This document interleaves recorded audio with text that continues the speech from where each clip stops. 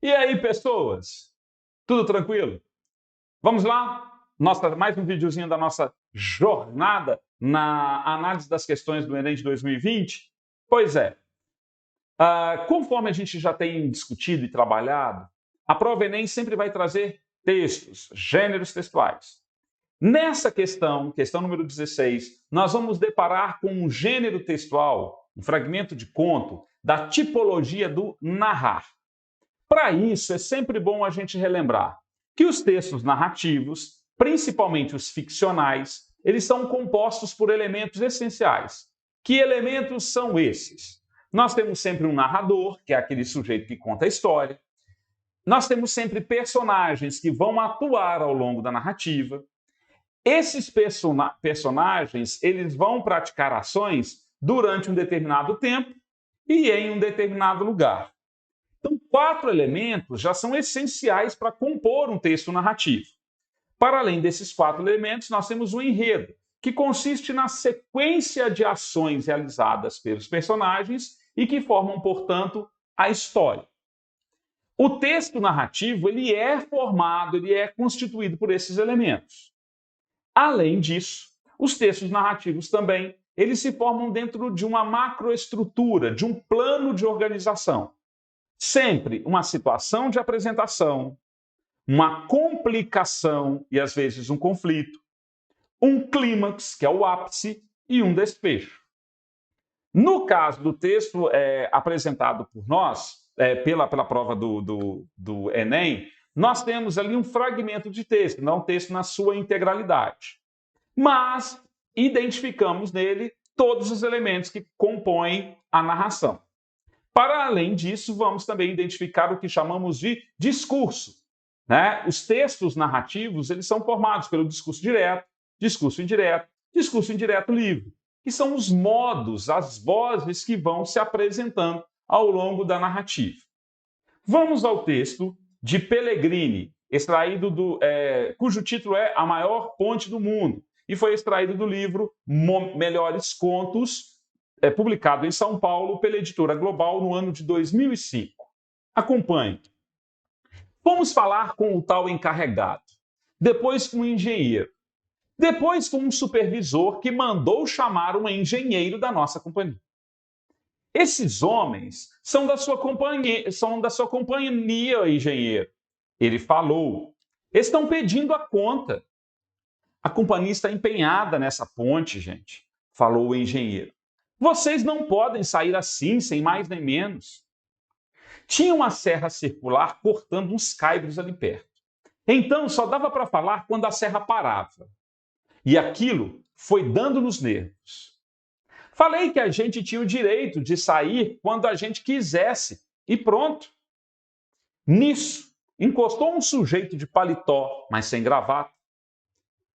O engenheiro continuou falando e a serra cortando. Quando ele parou de falar, 50 volts aproveitou uma parada da serra e falou que a gente não era bicho para trabalhar daquele jeito.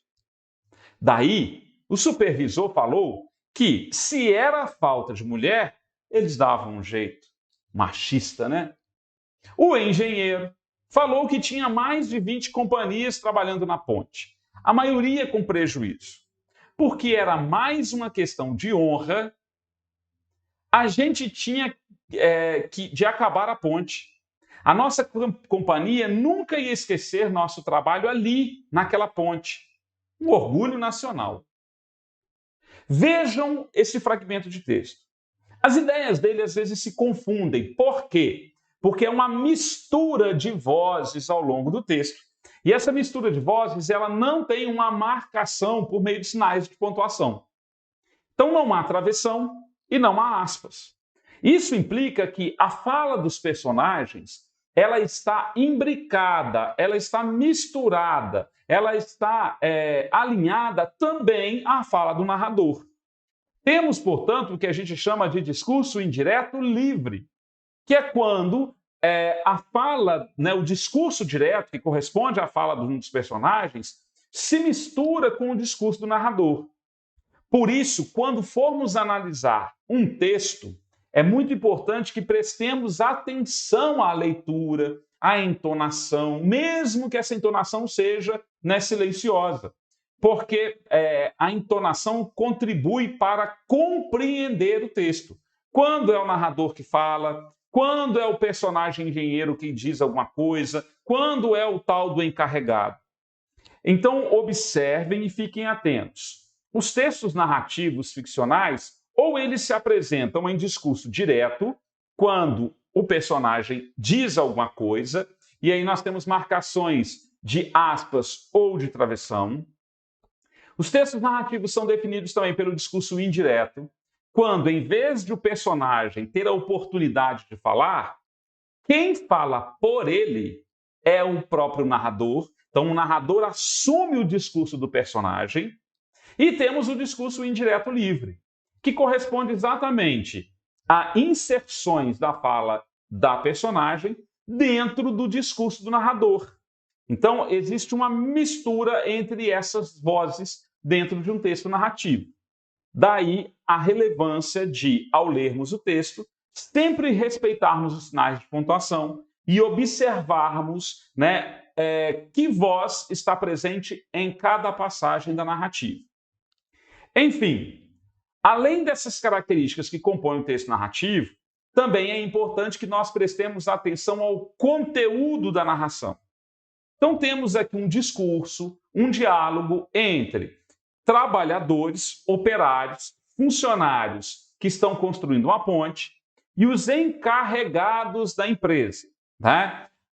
Dois engenheiros e um supervisor, que são os representantes legais da empresa que contratou os trabalhadores para a realização da ponte. Nessa narrativa, existe, portanto, uma discussão sobre a qualidade de trabalho, né, a que são colocados os funcionários. E, diante disso, portanto, nós temos uma questão para ser observada e respondida.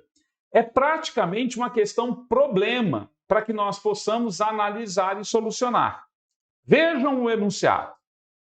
As reivindicações dos operários quanto às condições aviltantes de trabalho a que são submetidos recebem algumas tentativas de neutralização dos representantes do empregador, das quais a mais forte é. Então vejam, os operários estão questionando as condições de trabalho. Diante desses questionamentos, os representantes da empresa usam argumentos para convencer os operários. Dentre os argumentos, qual é o mais forte? A prova Enem tem muito isso. Das questões propostas, qual é a mais adequada? Ah, Luiz, tem uma aqui que parece que também é correta, mas não é só a alternativa correta, é aquela que é a mais pertinente. Então vamos a elas. Qual é a mais forte, a mais pertinente? Qual é o recurso, né, de neutralização do discurso dos operários que melhor tenta convencê-los sobre as suas condições de trabalho e permanecer, né, na construção da ponte? Letra A. Sequência de atribuição de responsabilidades e de poder decisório a terceiros. Tá bom, então tem uma aqui que manda e se é ele quem manda, então vocês têm que obedecer. Poder decisório a terceiros. Então vocês têm que obedecer, nos obedecer. Nós que somos os encarregados. Esse argumento é o argumento mais importante deste texto, sinalizado nesta narrativa. Não é um argumento mais importante, tanto é que eles questionam esse tipo de argumento. B. Solicitação em nome dos prejuízos e compromissos para entrega da obra. Veja só, eles estão solicitando os operários para continuarem a trabalhar em nome dos prejuízos e do compromisso da entrega. Ah, vocês vão trabalhar porque nós temos muito prejuízo. Então, esse é um argumento. Ou nós vamos trabalhar porque é um compromisso que todos assumimos na construção da obra. Então, vejam só, solicitação em nome dos prejuízos? Não há referência, inclusive, sobre esse tipo de argumento no texto. Eliminamos a letra B. Intimidação pela discreta presença de um agente de segurança na cena. A intimidação ela é uma possível estratégia de persuasão, de neutralização do discurso, né, dos operários. Ela é uma possível justificativa de convencimento. Então, vamos deixar ela em stand-by. É possível? É. Vamos verificar se existe alguma outra mais potente do que ela. Promessa de imediato atendimento da carência sexual dos operários. Espera aí, imediato atendimento. Os operários, em algum momento, estão questionando questões de ordem sexual, de desejo sexual? Não, isso foi projetado a partir de um dos representantes, não por meio dos operários. Elimina a letra D. E letra E. Apelo pela identificação com a empresa extensiva ao amor patriótico. Eles usam um apelo, eles apelam para que o funcionário, o operário, se identifique com a empresa. Eu sou a empresa, então eu tenho que terminar essa obra. E o amor patriótico, né? Eu amo o meu Brasil e por causa do meu Brasil eu vou terminar essa obra. Este também é um argumento? Sim, este é um argumento que inclusive é identificado nas últimas linhas do texto. Vejam lá. Na ponte, a maioria com prejuízo, né? A maioria das empresas que estão lá, porque era mais uma questão de honra. Ok, a gente tinha de acabar a ponte, a nossa companhia nunca ia esquecer nosso trabalho.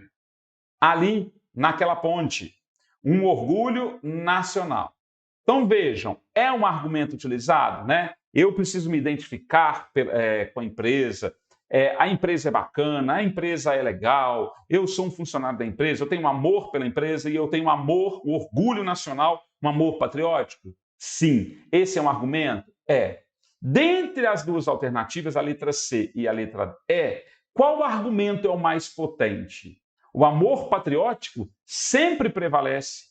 A identificação, o amor, o respeito pela empresa também é um argumento muito potente.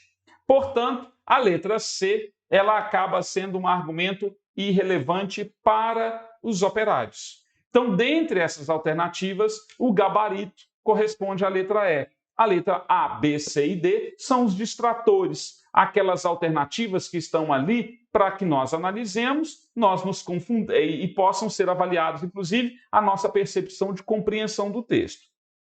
Temos aqui um texto narrativo que discute questões sociais. Essa temática de discussão de questões sociais, políticas, científicas, também é muito recorrente nas provas do Enem. Espero ter contribuído para a compreensão de uma questão como essa, analisar, os meandros de questões de compreensão textual, porque estão sendo apresentadas diretamente a partir do texto, para que vocês realizem uma boa prova Enem. O Tia Ensina e eu deixamos um abraço fortalecido para todos vocês e até o nosso próximo vídeo.